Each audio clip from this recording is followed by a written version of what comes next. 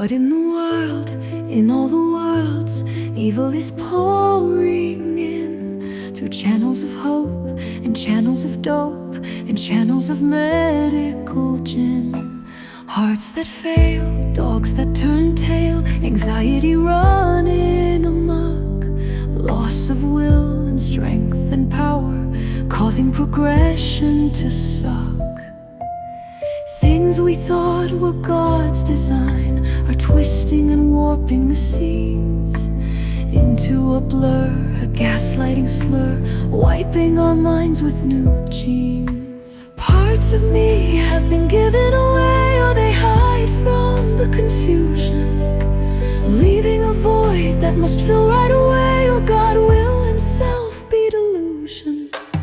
These are the plagues of all things restored, terrors of angels of seven, bringing in devils and gods of the past, a heaven on heaven on heaven. But with all that evil of all other evils, seeming to be so contagious, his knowledge once bent to wilderness realms, lost godhood needed to change us.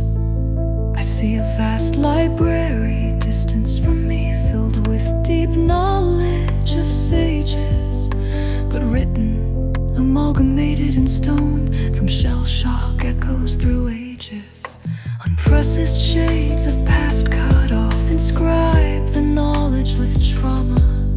So restoration, like Pandora's box, will bring again Eve's old drama. Enter the moon of past entombed, discharge the archangel sentinels, sort out and organize stuff of the past, once seen as so unacceptable.